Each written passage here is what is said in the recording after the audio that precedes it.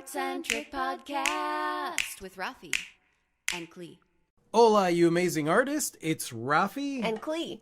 And today we are going to talk about setting boundaries. Boundaries. Setting boundaries as an artist. And the reason that we're talking about this particular topic specifically for, being an artist is that a lot of times we are dealing with, when you're an artist, you're dealing with family members, friends, colleagues, and other people that maybe don't understand what you do. And unfortunately for a lot of us, a lot of times we have to educate some people in exactly what it is that we do as artists. Right, and that doesn't necessarily mean being over-explaining about what you do, because no one cares as much as we do about what we're doing, exactly. Right? But it does mean to be clear, being clear about what you can do and what you can't do. And for anybody that's listening to this at home, we have our amazing rogues here with us. So if you hear us reading comments, that's what we're doing, is reading their brilliance through the chat box. So thank you, Kyle, for being here. I am not actually here. This is a bot. Just kidding. Narf. Narf. Oh, my God. I haven't heard Narf in a long time. I know, right? And Esther and Diane and Rachel and Everett are here. So thank you guys so much for being here. Boundaries. I feel like this is a relevant time of year to discuss boundaries, because this is the time of year where old friends and acquaintances might come out of the woodwork. The old friends that time forgot. Your bandmates might want to get the band back together. Your colleagues and associates and peers might be organizing and planning for their year, and that might involve you. We've really, because it's something that we're focused on. Last year, a lot of you guys know the story, and if you haven't heard it, last year, towards the beginning of the year, we had moved to a new city, got a new house, and started a new life. After being in one location for a little over 10 years. Basically, we were moving not just the location where we lived, but our entire art business that we had built from the ground up. Mm-hmm. And, and getting a new house and renovating and stuff like that, and getting familiarized with the new community. What we found was that we had not set any boundaries, not with the new community, and, new boundaries with the old way of doing things and the old community and stuff, or even with family very excited because we had just moved. Want to come stay immediately. But we found ourselves getting overwhelmed by the amount of pressure that we were getting, and feeling like you're being stretched thin, right? You're being pulled in several different directions because people want things from you, and you don't have the ability to be able to fulfill all of those things. And it's an emotional hurdle when you end up putting yourself in a place where you're not setting those boundaries. Mm-hmm. Esther says, boundaries are usually things I have to set against myself, and I. Correct. It really is an agreement you make with yourself first and foremost. And one of the most prominent reasons that we don't set boundaries, I think, is because we're afraid to upset other people or let them down. But ultimately, as we're probably going to discuss at great length, it's the healthiest thing to do. It really is the healthiest thing to do. And the thing is that, with everybody that you interact with, right? So, let's say you're an artist and you're younger and you're living at home with your parents, right? There are certain relationships that you have with your parents. That's one version of a relationship where those boundaries are different than the boundaries you would set with someone else, mm-hmm. right? Now, they're all pretty much the same, but your way of approaching it is slightly different, and it really depends, because one thing that I've noticed is boundaries are a little bit harder to set with people that feel entitled to your time, right? And this could be family, this could be your parents, this could be siblings, A boss. it could be a boss, it could be friends, it could be anybody that is basically saying like, well, you need to blah blah blah blah blah, or the very fun, we need to blah blah blah blah blah. That's one of those things that I've developed with, or that I've noticed with my family. My dad in particular would constantly say like, we need to go and blah blah blah blah blah blah blah blah, and I was like, That's a trigger for me also. It doesn't really matter who it comes from, but the whole we need to X, Y, and Z to something that I never agreed to or signed up for is definitely a trigger. now the problem is that when you're not noticing it, when you don't notice it, when you don't stop and pay attention, that's just a normal way of interacting with people. We need to blah blah blah blah, and it wasn't until later when we were, or back when we were living with my dad, helping him through heart surgery, that it really dawned on me. And finally, like, I started, responding with, who's this we that you're talking about? Because I know that you want to do this thing, But like, we're not your indentured servants. yeah, and I'm not an extra head that's growing out of your shoulder or anything like that. Like, you are your own person. Diane said my problem is setting boundaries with the people in my head. They want too much, and I'm only one person. Setting realistic boundaries with my own ambitions is the most difficult. Oh, that's Great. important. That's something that we're going to talk about here, because Yeah. I would say that I'm okay. I'm okay at setting boundaries with other people. I'm pretty protective of my time, but I know that when it's very easy to convince yourself that something is majorly important, and you don't set those boundaries with yourself, right? One of the big tests that I'm doing right now, I don't know if any of you have noticed that we haven't really posted very much anywhere. We haven't posted anywhere, not social media, not YouTube, not anywhere. And Some people have found it very unnerving. yeah, they find it unnerving, but that pretty much was a test for me as far as my boundaries, right? Because whenever you're doing something consistently, it is very easy to lose sight of your reasoning behind it. And for example, something like posting on social media or something, there's so much crap out there about being consistent, and you got to post at this time, between these times, and this has to look like this, and your thumbnail should be like this, and blah, blah, blah, blah, right? And it's very easy for your mind to justify the gilded cage that you put yourself in when it comes to that kind of thing, right? We're running an art business. We need to be able to show the world what it is that we're creating, either in person or virtually online. And if you're not sharing your stuff, right, the boundary that I'm working on now, if you're not sharing your stuff, then you become forgotten, right? Because that's the Obsolete. Yeah. Irrelevant. all the descriptors. all the descriptors, and that's the really popular thing on there. What I'm starting to realize is that people's lives don't revolve around you and your posting schedule. Nor should they. Right? They're happy when you post, right? And but the thing is, there's a big difference between sharing stuff online or sharing your time with somebody in person because you want to versus you have to. And honestly, it's a very fine line that separates those two. And you have to always be careful that your motivations are actual motivations that bring you pleasure and joy. So the last 2 months have been a test for me to really, because that's when you really face those things, is when you're in the midst of it and all the stick man pops up and, well, you should be doing this and you should be doing that and you should be doing all these other things.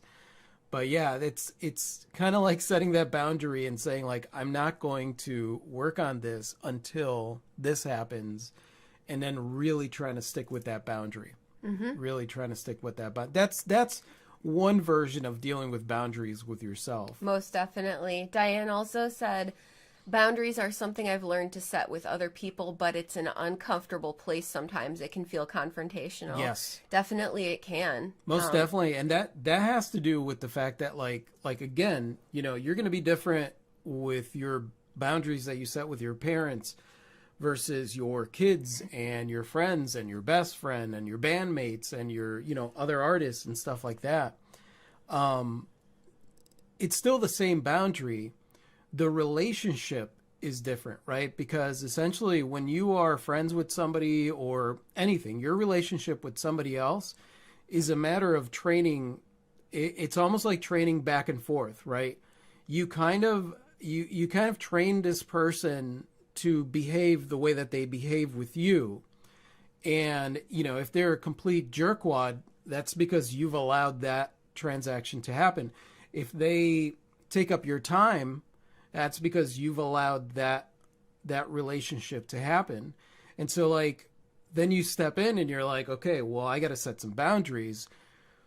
The more far gone that relationship is in this habitual way of being, the harder that is, because immediately it doesn't mean what it actually means, which is, hey, I need more time for this. It means, well, this is the relationship we have. Now you want to change things. Mm-hmm. So, but it is necessary. Like you have to go in. If you want time to be able to work on art and somebody is used to taking up your time, you know, that's one of those things where it's like, you have to, I hate using this analogy, but it's almost like potty training a pet. Well, it is kind of. You know, like they're repetition, because people are going to push. You know, if you're like, hey, you know what, I do this from this time to this time, so we can hang out after.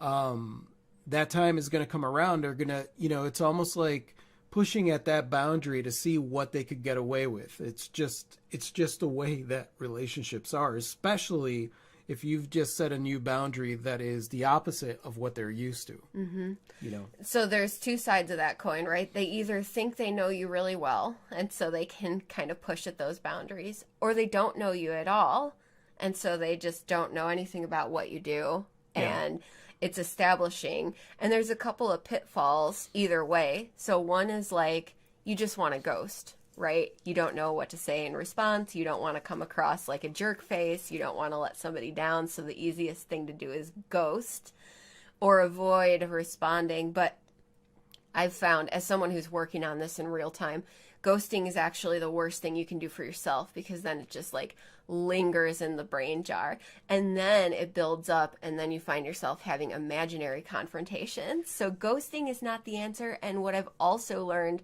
in real time is that over-explaining is not the answer either, right? So it's like, nobody knows what you're doing. And you could write a novel that's like, listen, I do this, and I do this, and I do this, and I do this. I do this on Wednesdays, I do this on Sundays, and so on and so forth. But ultimately, no one cares.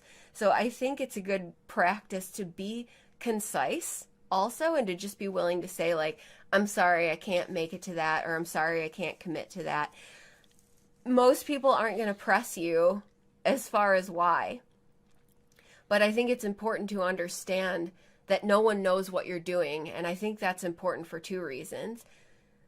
We've been pressed recently to attend meetings for a committee that we're not actually part of on days that it's really well known to us in our community that we're doing this. We're podcasting, right, or we're streaming, or we're on Zoom calls.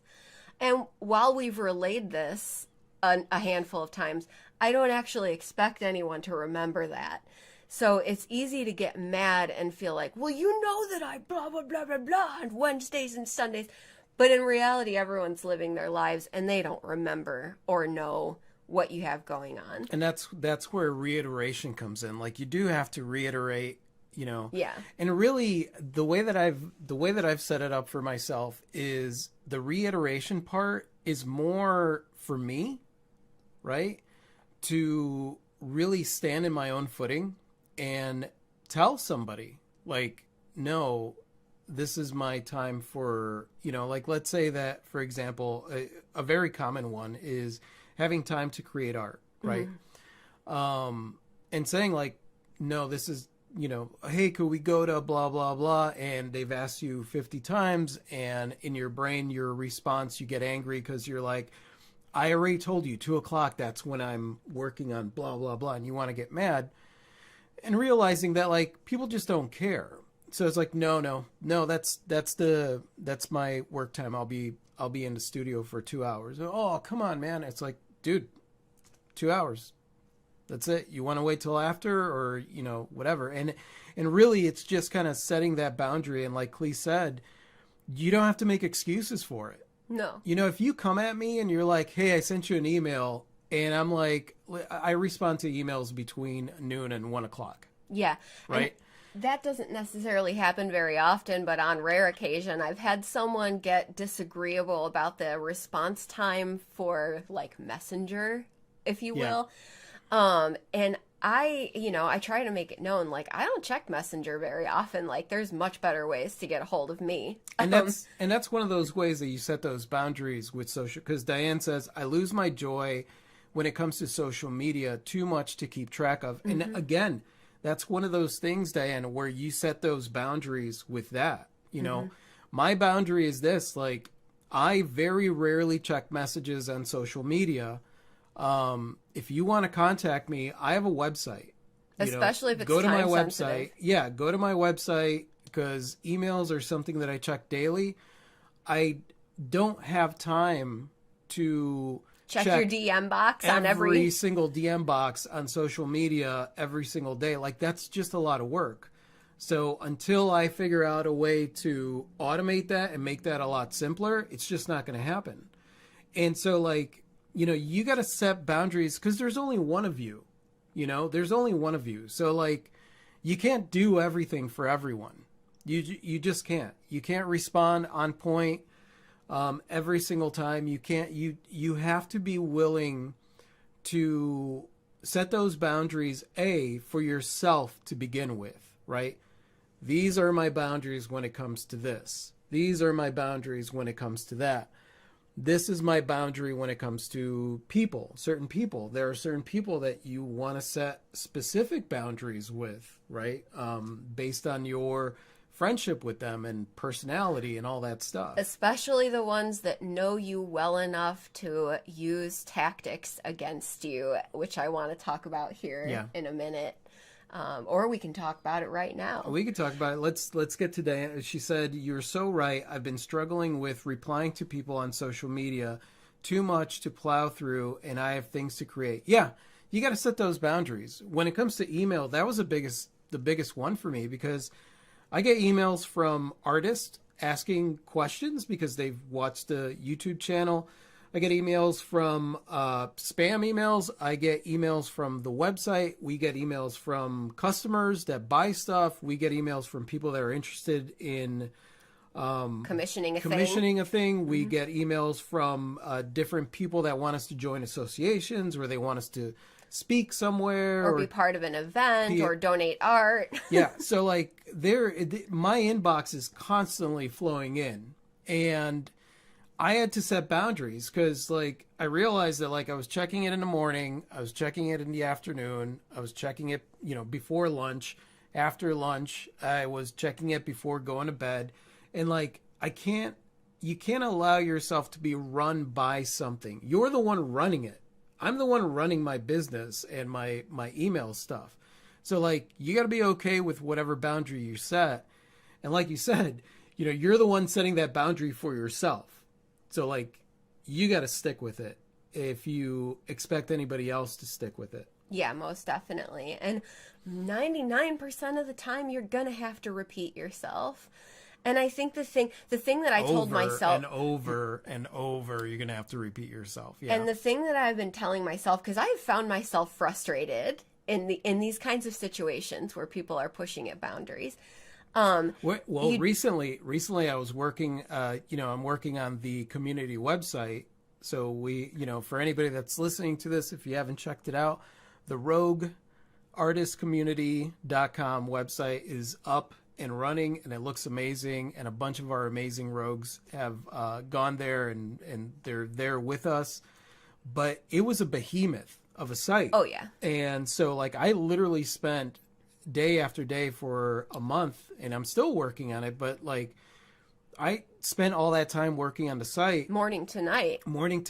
and people were, like, reaching out for us to go and do other things, you know, and I remember just looking at, like, you know, a lot of times it's a message, looking at the message and being like, no, it's not going to happen. Yeah, some of it social, some of it organization And based. we would go downstairs at the end of the night because Clee and I would hang out and we'd talk about our day and stuff. And Clee was very protective. I was very protective. So when I would see something that was maybe pushing at Rafi, was something he wasn't capable of dealing with in that moment, I did get a little mama bear. And so the experience has been reminding myself that people don't know what's going on, even if you tell them, because they're living their own lives. And the mantra for me has been, you don't have to be mean. Don't be mean. Say what you mean. Don't be mean. Say what you mean. That's good. Yeah. I like that. Because so much of the frustration comes from not saying what you mean, trying to wear kid gloves with somebody, trying to sugarcoat stuff, trying to avoid responding altogether, trying to over-explain yourself. All of those things can build resentment. So it's, don't be mean, just say what you mean. And I think that a lot of that is because it's tied into, like, your personal sense of value, right? So, like, a lot of times we relate to things like, oh, you know, like, I'm really good at juggling a lot of things, or you know, I'm really good at this thing, and so this organization needs help with this, so, you know, I'm their man. And then I set myself up, because there's, you know, value attached to that. I set myself up to be in charge of something that I don't have time to be in charge of. Mm-hmm. And I think a lot of it really comes down to that, having that sense of value with yourself and understanding, like, these boundaries are set because I do value myself, right? I don't have to jump through hoops for anybody or do anything that I don't really feel like doing simply because this person expects me to, and somehow, some way, I've tied up my own sense of value to being helpful to that person. Mm-hmm. Diane said over-explaining can be a way of justifying. Exactly. And we shouldn't be justifying our boundaries. No, exactly. no. Over-explaining comes from, like, you feel really crappy and maybe you feel like you should be doing this thing, but you don't want to. And so you say too much to try to soften the blow. You just keep talking. And the worst is when somebody stays quiet, right? That's a total, by the way, that's a corporate power move. You don't say anything. The other person is talking, right? They're trying to explain something to you, and then they just keep talking, because some people have a really hard time with dead air. Mm-hmm. A really good boundary, a really good tactic to set up for yourself when somebody does that is say what you're going to say and then stop talking. Yeah. And then ask, like, you got anything to say to that? You know? I experienced that recently and had to just sit, you know, quietly through the uncomfortable silence, long uncomfortable silence, multiple periods of it. Clee did really well. I was sitting there But during I held. that conversation, and I was like, this is awkward. Like, why is this person not speaking? But it was a really good exercise Yeah. for me. I have grown really comfortable with silence, especially where negotiation or that back and forth power struggle, if you will, is concerned. And so it doesn't really get to me, even in extreme cases, but it can be very jarring if you're not accustomed to that. And that's the thing, like, when we're talking about boundaries, you know, as an artist, we're talking about all the boundaries, right? Mm-hmm. You want to set boundaries when it comes to your pricing, when you're interacting with people, if you're doing a show. You want to set boundaries to, like, what's expected of you when you are set up next to someone else. You want to set your boundaries at home as far as your creativity time. You want to set boundaries with work as far as your creativity time. And especially with opportunities. Uh-huh. Sometimes we can be so grateful for an opportunity that we're willing to, like, chuck all of our boundaries out the window just to participate. You said something really interesting yesterday when we were talking about you know, we were all children at one point, and we all interacted with different people. Being an artist, I was very shy, very awkward. I didn't have many friends. Same. And this idea, looking back at my past, and this idea of almost like, you know, the moment that somebody pays attention to you, you're almost grateful to have a friend. Yeah, I framed it this way. As I'm evaluating all of this, I realized recently, oh, I have a little bit of unwanted kid syndrome. And what I mean by that is same as Rafi. I was quiet and shy. I didn't get attention. I didn't have friends. So, like, I would bend over backwards for literally anybody that gave me the time of day, which means that I had friends who maybe weren't so great, didn't treat me so great, and into adulthood, you know, basically allowing myself to get steamrolled by people on many, many occasions because I was simply grateful for their approval, their friendship, their attention, their whatever. And that opens you up to a plethora of manipulation tactics that folks can use to get you to do things. And that's where it gets really, really difficult to set up boundaries, because if you're used to interacting with other people in a certain way, or you have these insecurities within you, right? Where like you're over explaining, you're trying to justify why it is that you want to do this thing versus do this other thing because you think that the person is not going to approve. So like you're seeking approval, you're seeking validation, you're seeking all these things. That makes it really, really difficult to set boundaries, right? And that's where a lot of times, like you were saying, you find yourself getting upset when somebody, you know, you tell somebody like, listen, between 2 and 4 o'clock, this is what I do. Mm-hmm. And they're like, hey, do you want to go get some lunch at 2? And then you want to get really upset.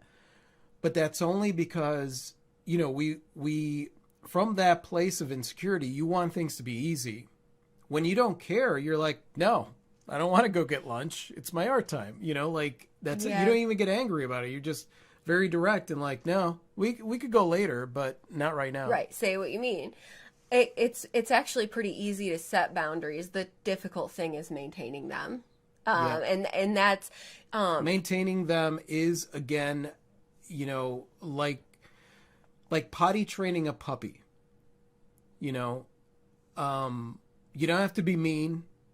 You don't have to be a jerk to the puppy. Accidents happen. But you also can't be like, oh, no. Oh, it's okay. It's you okay. You can pee wherever you want. Go ahead and pee on the rug. That's fine. Today is fine. It actually does work as an analogy. Yeah. Kelly said, that has happened to me also. I've always thought I was being helpful only to find out that I'm being used. It's all too easy, and especially for like creatives who are oftentimes loners, who are oftentimes like the sensitive kids who do their own thing, right? Who grow up to be like thoughtful, creative adult humans who unfortunately can be easily manipulated until you start looking at it. And here's some common ones, right? They guilt you into it. Well, this isn't going to happen without you. Or I thought you blah, blah, blah. Or I was under the impression that you were going to blah, blah, blah, blah, blah. I mean, we're talking about tactics that can be used on purpose. Or on accident. But in all honesty, these are very normal ways to communicate with one another. And I don't think that a lot of times people are meaning to manipulate, but sometimes they are, you know, and it's almost like we're all a bunch of children saying and doing whatever it is that we need to do in order to get our way. Mm-hmm. I totally understand that a lot of people Mm. are fully unaware that they're utilizing a tactic. A huge one is flattery. Flattery of your personal importance. But Rafi, you're the only one who can do this. I don't trust anyone else to do this, right? So you set up your painting time and it's 2 o'clock and they're like, yeah, but I need you. Yeah. I need you. You're simply the best. And you're better than all the rest. In those moments, I'm like, dude, if I were dead right now, you'd figure this out. You'd find somebody else. Like, there'd be someone else that you'd be like, I need you. Like, it could wait. You could wait. Another one is tapping into your personal history button or your dependability factor, right? But you always come through. Yeah. You always have. I rely on you. That's another big one. Kelly's like, what do you do if the person pushing boundaries gets angry because you don't want to do what they want? I have often employed the, what would you do if I shuffled off this mortal coil? Yeah. You would figure it out. Yeah. I've employed that. It's often met with silence. It's often met with silence. For me, it's not as whatever. For me, it's like, you are a grown ass blank. You can figure this out. Like, I'm not your butler. I'm not your maid. I'm not your keeper. You are your own person. You got to figure this out. I do things for me. You do things for you. Figure it out. Esther's like, that's part of the manipulation because you've caved to anger before. That can absolutely be crying, silent treatment, getting angry, all of those things, whether it's direct manipulation or it's unintentional manipulation, like that's how that person is used to navigating their end of the situation. Yeah, you gotta either way. You gotta remember, Kelly, when it comes to that stuff, a really hard truth to hear is that that's the relationship that you have catered. Have allowed to exist. You've allowed that relationship to exist. So there's a dynamic that goes back and forth, right? And think of it like rungs in a tier. So when things are going my way, I behave this way with this person. And then if they push these boundaries, maybe my tactic in the next tier is to just kind of like, write it off. Like, oh yeah, blah, blah, blah. Right. And then they're like, no, I'm setting boundaries. And then comes tier number three. Now I know that if I get angry, this person is going to cave. So my response, I might not even be getting angry on purpose. It's just what I'm used to. Mm-hmm. And so like, that's the reason that you hear these stories of like, people going through the different layers of grief. The same thing happens with these layers of tactics. It's like, first I'm going to give you a compliment. If that doesn't work, then I'm going to get uncomfortably silent. And if that doesn't work, then I'm going to get sad or get angry. Yeah, I'm going to play the poor me, there's something wrong with me, like you always blah, blah. Like there are certain tactics and for everybody it's different. And you just have to recognize that relationship that you have back and forth. Yeah, like we all go through this, right? I'm recognizing it in myself, like back in the day, and even still once in a great while, when met with confrontation, I would go into fight or flight mode immediately, and I would either get mad or I would cry. One of the two. Right. Nothing in between. Or I would go silent. Basically, those are the three big ones, right? And it's like, well, that's training through repetition. So it's just a matter of self-awareness. And it's like Yellowmel says, our perception might be of being used, but the other person may just have made a simple offer, thinks you wanted to accept. They have no idea. Exactly. They're not intentionally trying to push your boundaries. They're not trying to manipulate you. This is just the way that they communicate. And that's why being clear, right? And not mean. Have compassion. Being clear, because what happens is a lot of times you avoid telling you don't want to hurt. I don't want to hurt the person's feelings, because you think that telling them, hey, I'm busy right now with this. Like we can hang out later, but right now this matters to me. This is important. So I'm not going to go with you. But in our brain, we're like, if I tell them, I can't tell them that. I don't know how many times I've heard people say, I can't tell them that because I'll hurt their feelings. And I'm like, so you're going to lie to them.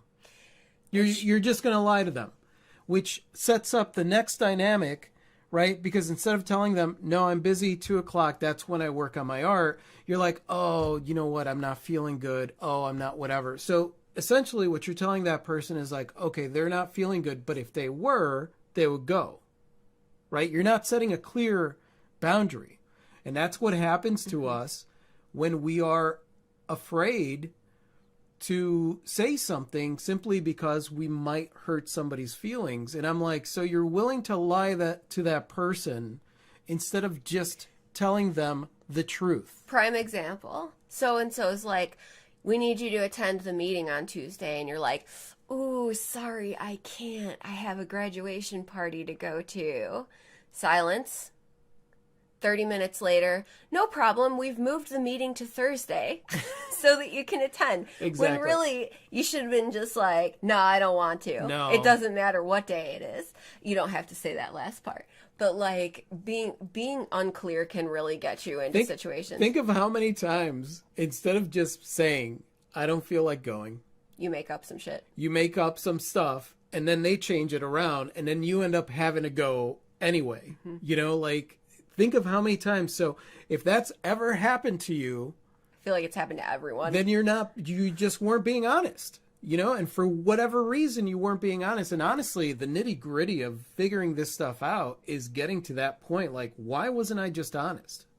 Why didn't I just tell them the truth instead of like, you know, oh, well, I can't. I'm like, yes, you can. Yes, you can. It's easier to say I can't than I don't want to. But I don't want to is sometimes exactly what you need to What say. needs to be said. Esther said, also, if this has been a pattern, Once you set boundaries, the anger or whatever will get worse before it goes away. Oh, yeah, absolutely. One of our rogues calls that like the final death thralls of the beast before it's slain. Yeah. Right? Yeah. Which I love. And yeah, it really is the case. It is. Things don't. You got to think of habits as a living, breathing thing that will intensify.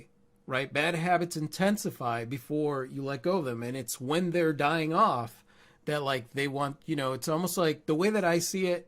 It's almost like these habits are alive. And by you trying to get rid of them, you're basically killing it off. And they're fighting. They're fighting, you know, with everything they have. Esther said, cue my interest in behavioral psychology. Totally. And I think that that's also something that us creatives are far more curious and interested in, is these kind of psychological things that happen behind the scenes, emotional things, and even philosophical things. Well, yeah, we spend a lot of time with ourselves when we're working on, you know, when we're working on art. Like, you have to get in a place of flow where you're connected. And, you know, a lot of people spend their time busying themselves with this or that, or watching TV, or doing whatever it is that they can to not have to sit and think. And when you're enthralled in a work of art, like, your mind is still active. When you're a thinking ass mofo, as I like to call it, this is where I circle back to like, have compassion with people. Don't let them steamroll you, but understand that not everyone's got the same tools in the toolbox. And sometimes being kind but direct is absolutely the best thing that you can do for someone. You don't have to get mad at them for what they don't know. And you don't have to be a doormat either. There's a happy medium to be found. Here's the thing that's really important when setting boundaries, right? You have no control over the other person's response. They might get angry. They might raise their voice. They might throw a tantrum. They might leave, right? If you find yourself setting boundaries and expecting a certain response from them, or telling them something and expecting them to respond a certain way, then you're setting yourself up to really, you know, emotionally deal with this thing. When you're setting boundaries, or when you're having a conversation with somebody, you got to remember that, like, these are your boundaries, right? You're the one setting these boundaries. And sure, depending on the relationship, you might want, you know, there might be some back and forth. They might be like, well, what if blah, blah, blah. And then you could think about stuff. That's a healthy conversation to have. But if it is something where somebody just gets angry, there's no reason for you to avoid them getting angry. That's on them. And also, you don't need to get angry. Truth. Like, the emotions don't have to flow both ways. Sure, they get angry. It's like, all right, well, now you're angry. Holler at me when you're done being angry. You're going to have to figure it out. It's all too easy to like get riled up when someone else does. Yeah. But yeah, it actually feels really good not to. Diane said, I've caught my hubby in those kinds of senseless lies. He did it to a friend recently, and I asked him, why'd you lie? What was the problem with just telling him the truth? Yeah. And did you have an eye-opening conversation thereafter? Because it's those moments where we do something and it's in the retrospective observation of it, of like, oh, why do I do that? This never leads to anything good. Yeah. And I want to kind of segue and talk about this as it applies to the JOB, the corporate environment, the corporate side hustle, or the freelance contract work, because oftentimes it can feel like more is at stake there, and you can almost be like threatened into submission. Yeah. For example, well, if you can't, I mean, that's sort of a contractual breach. You're not fulfilling your obligations, the expectations set forth, like working 80 hours a week when it said that you were only going to be doing 40 or 60. Yep. Or with freelance work, well, we're happy to go with someone else if you can't, blah, blah, blah, blah, blah, blah, blah. That's a huge power move.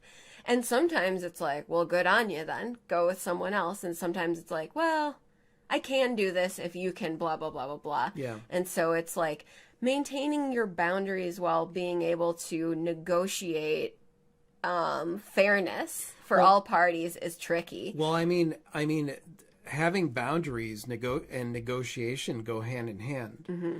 When you know exactly what your boundaries are set at, then you are standing in your own negotiating power, right? Because that's the problem. If you're going to take on a commission and you are desperate to take on anything, and they're like, oh, by the way, I need it tomorrow, and you have no boundaries set, then you don't set yourself up to, instead then you're stressed out. One of my boundaries when taking a commission that I make sure is like, I ask the person, are you familiar with my art? Take a look at my art, because the art that I create, that's an example of what you're going to get. If in your mind you have, some kind of portrait or something created by a different artist, and that's what you're thinking you're going to get from me, that's not what you're going to get. Here's an example of my work. And that's me setting a boundary of expectation. Like, I'm not going to try and kill myself to create something that I don't typically, that's not me, that's not my style, in order to make a quick buck. Definitely. So but that's a boundary that's set with me, that I've set for myself. And on the flip side of that, and this one is hugely infuriating for me, and I think a lot of people who do commissions have experienced this one also. The boundary that says, no, you need to give me some kind of jumping off point as far as what you want. Because when someone contacts you and they're like, I just want whatever, just whatever. I just love your style. Just create whatever you want, right? And you're like, a sketch, a painting, a sculpture. For me, I'm like, a pendant, earrings, a ring. Like, what are we talking about here? Like, I make a lot of stuff. Just whatever, and I don't care about budget. Like, and you're like, literally anything in the universe falls into that category. And then it's too open-ended. Like, no, I need you to give me a modicum of direction as far as what you're looking for. Yeah. And I've had to let commissions go because it turned out that the person just had no idea what they wanted. And you gotta set that boundary to begin with. I've had people tell me that budget's not an issue. They don't mean that. And then I'm like, okay, so are we talking of, a work of art maybe in the range of 5,000 to 10,000? Lower than that or higher than that. Right. And it's, for you being specific, like, and that's, you gotta be specific, and you gotta be real. You gotta be honest about stuff. It's like, well, this is what my timeline is going to be. And sometimes they come at you and they're like, well, I need it earlier because I need it for this or I need it for that. And really you kind of deal with that on a case by case basis, but you really have to you have to have those boundaries set up for yourself so that you know which questions to ask, right? Mm-hmm. Obviously, the time that the commission is going to take. What is the process of communication that you are going to have with that person? How many times are you going to contact them once a week and let them know the progress of the work, or once a month?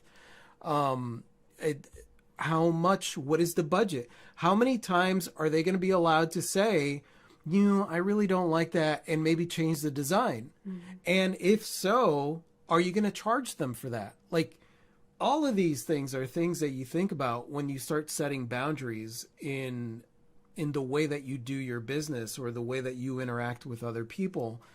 You know, and for some people that might sound very businessy, but really it's because I value my time.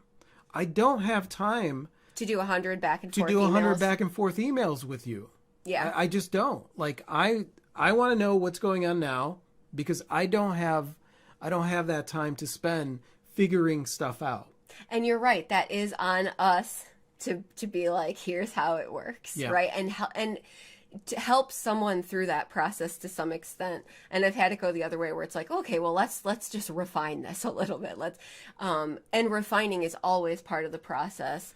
But it really does come down to us, the creator, to kind of guide that. And that's setting boundaries. You know, you set boundaries. Mm-hmm. These are the boundaries that I have set with people that contact me for commissions. I know some people that don't have those boundaries set, and then they get those spam emails from, you know, those I love your piece of work. I love your piece of work, and then they're like, oh, you know, what should I? And I'm like, that's not real. Don't fall for it.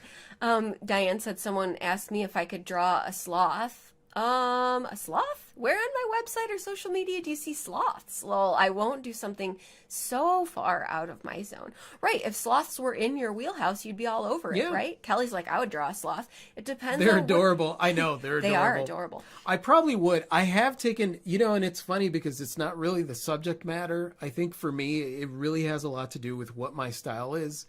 So like one of the paintings that I did last year, one of the first paintings that came out of the new studio, was a narwhal jumping over a live volcano Yeah. with 3 red stars in the sky. And this was based on, it was like an inside story that these two people had, and she wanted to get her something from me because it was a person that really loved my art. So I was like, okay, well, that's great. She loves my art. What are we talking here? And she's like, well, it's a weird request. I don't know if you would take that. I'm like, all right, well, let me know, you know, hit me with it. What is it? And when she told me what it was, immediately I was like, I would have never come up with this on my own. Yeah. Best But request. I really want to, I don't know why, but I really want to create this thing.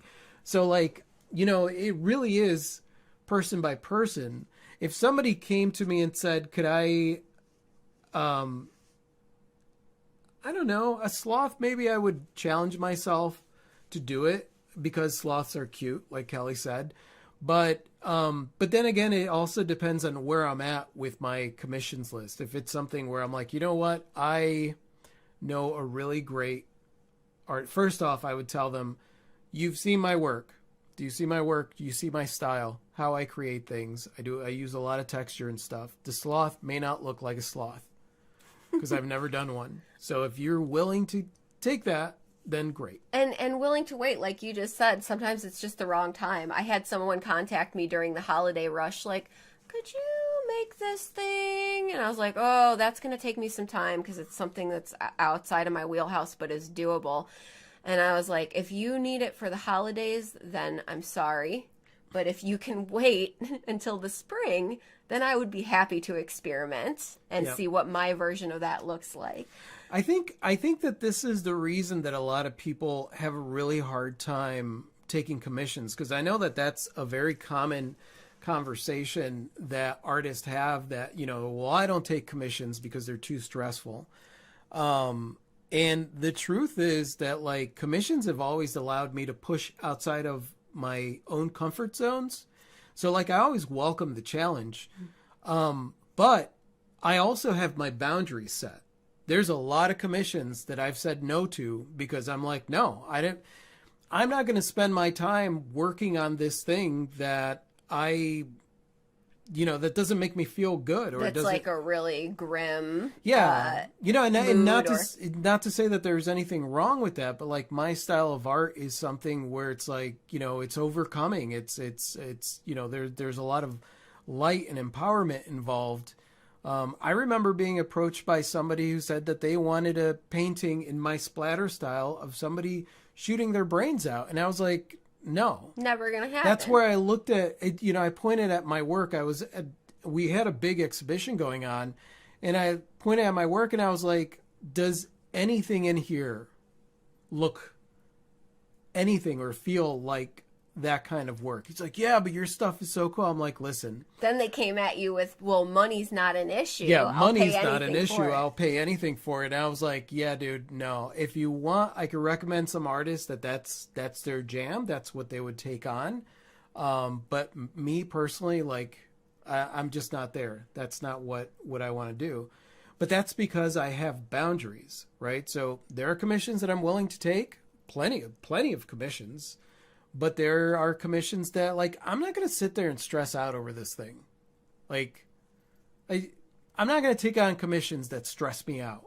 Agreed. Right? Without setting up, if it's something that I'm like, I don't know, I'm very clear with the customer in the beginning. Like, listen, this might be a train wreck. Don't know if I can do it, but I'm going to try, Yeah, right? We'll see. Yeah, there's good stress. Like, I don't know if I can do this, but it's really cool and Yeah. I'm going to try. And then there's like, no, I definitely don't want to do this. Corporate structure, the 9 to 5 job or the whatever hours job, they can be some of the biggest, proponents of making you feel pushed or Yeah. squeezed. And the entitlement factor oftentimes with the job is through the roof. Like, I know a lot of you creatives have a job that they don't know what you do outside of work. They maybe don't understand respect what your you time. do. Yeah. They think it's like whatever frivolous. It's a little hobby that she does. Yeah, she's, whatever. And of course, everyone's got to navigate that corporate power play stuff in their own fashion.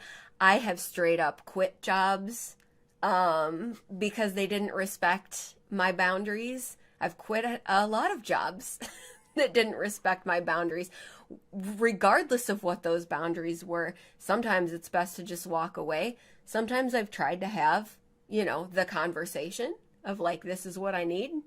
And like, can we have a dialogue about this? But the corporate structure can be the most difficult to navigate when it comes to boundaries. And at the end of the day, sometimes walking. So I take an extreme angle of like, well, no job is worth it, I mean, for me, that's my truth. But I mean, it really is, unless it's something that you love doing. At the end of the day, like, it's not worth you should be able to set boundaries with the people that you work with and your boss. And unfortunately, a lot of the way that people interact in their job, it's almost like being an indentured servitude. Mm-hmm. Like, people shouldn't be walking around on eggshells afraid that they're going to lose their job because they decide that they're going to disagree with something, or that something, or that this isn't within my pay range. Like, I'm not going to take on extra responsibilities.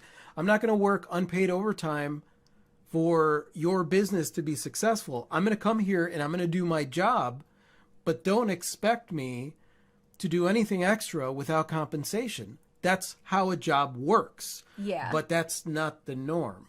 People are used to using, well, I pay you to do whatever. No. You pay me specifically to do my job, right? While I'm here.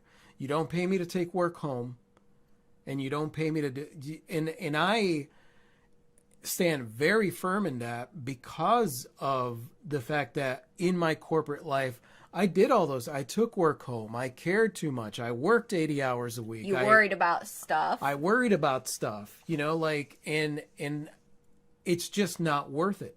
It's not worth it because you got to let go or you quit or whatever. And then that's it. That chapter is done. And it doesn't even leave an impact in your life. Right. It doesn't give you purpose or fulfillment. No. It's different. Like, if you have a career that you love and it gives you purpose and fulfillment, and maybe it's a little demanding, but you love it, that's a whole different story. But a soul-sucking job that you have solely because it pays the bills and you don't want to be there, like, there's a bunch of jobs. You gotta set those boundaries with those jobs, with that job. Basically, you have to remember the art that I do, this is my job, right? That's the boundary that you set within yourself. My art is my job, right? Fine, I'm not making any money with it yet, or maybe I'm not making enough money to support myself, but my art is my job. This other thing that I do is a corporate side hustle. I am never going to allow my corporate side hustle to take time away from what I do, right? Because that's easy. It could easily just keep happening, and then Oh, it snowballs like it crazy. snowballs. Yeah. And it's bold to say, but I would say where there is opportunity for snowballing as far as corporate taking advantage of their employees, it will happen. Oh, yeah. Like, it's not a maybe Yeah. or a probably. it will happen. And so it's important to be like, I'm going to try to set boundaries, and if that's not a possibility, then I might have to walk away. Yep. But at least be clear in what you need or what you want or what it's going to take to keep you there. Once you've decided that you're willing to walk away, your negotiating power increases. Trust me. I basically, if any of you have watched Office Space, that was me towards the last few months of my employment. Like things were just falling into place, and I barely did anything, and I was like, that's weird. That's weird. I'm getting recognition for stuff, and I'm not actually doing anything. Diane said, I don't draw animals. I'm more abstract and geometric with my drawings. I have very specific genre, if you will, but sloths are cute when someone else draws them. Agreed. Kelly said, you are in charge of commission. Artist needs to say when it will be done. Yes. Yeah. And if you need to extend the time, you can. You're the one working on it. You know, I've told people, I'm like, well, I could try and get it to you by the deadline that we set. Is there any way that we could move that deadline? Because honestly, the quality of the painting is what really matters to me, and I'm realizing that I need to spend more time with it.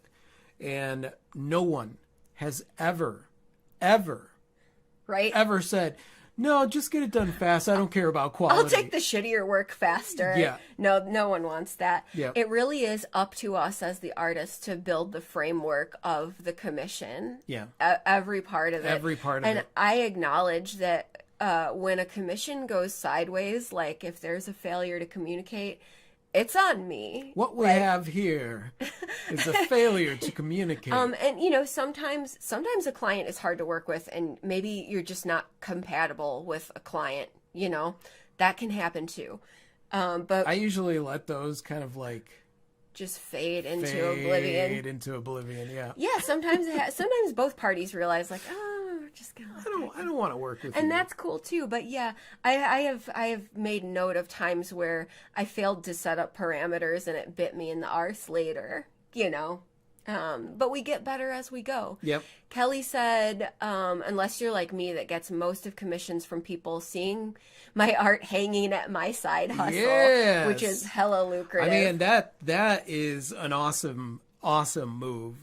It was something that I did. I wish I could go back in time and be who I am now when I was working my corporate side hustle, because I would have totally taken advantage of selling the art in the space that I was in.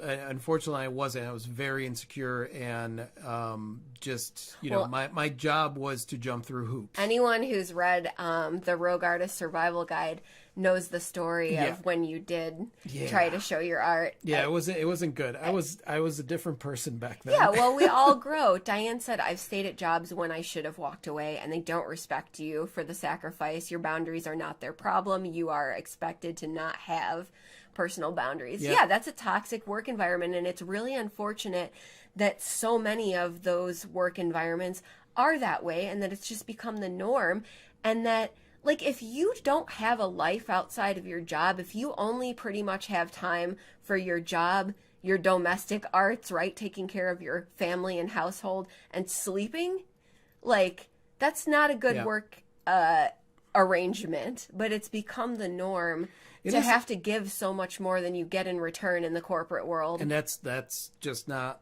how it works. That's not how it should work. I could rant for a long time on that. That's So- a whole other podcast. Well, I think this conversation was good. I think we are at time. Indeed. And this was a great conversation about setting boundaries. It's something that we wanted to talk about because, it's the beginning of the year, and Clea and I right now are in the process of setting boundaries. With family, with friends, with the community. With everyone. Everyone. But, and it's important because when you get to a place where you're relaxed about it, you don't set unreasonable boundaries either. It's really, really easy to get upset with somebody and be like, well, this will never happen. You gotta be even keel when you're doing it. And you will be even keel when you start to realize, wait a second, I'm the one that's in control here. I get to decide. I get to choose. And if somebody gets upset, that's on them. That's on you, dude. You want to have a conversation with me? Let's have a conversation. You're going to get mad and yell? I don't have time for that. And that's one of my boundaries. I don't have time for drama. I don't have time for bullshit. You want to get mad about something and scream and throw a tantrum? I just don't have time for that. I'm sorry. But that's because that's a place where I'm very firm on my boundaries and where I stand. So I think it's really important to take a look at every interaction just as you go and decide, is this something where I need to set boundaries? Because if you do, it will be very clear to you that setting boundaries will help you avoid certain situations that you don't want to find yourself in again. So yeah, that was awesome. That was awesome. Thank you guys so much for being here and hanging out with us. The Rogues are amazing, and I always love reading your comments and stuff. The insights and the questions. Yeah, it's great. And thank you so much to everybody out there listening or watching this. You guys are absolutely amazing. And if you like this and you want to listen to more like this, go ahead and click somewhere around here to subscribe. And that's it. You want to say goodbye, Clee? Good day. Adios.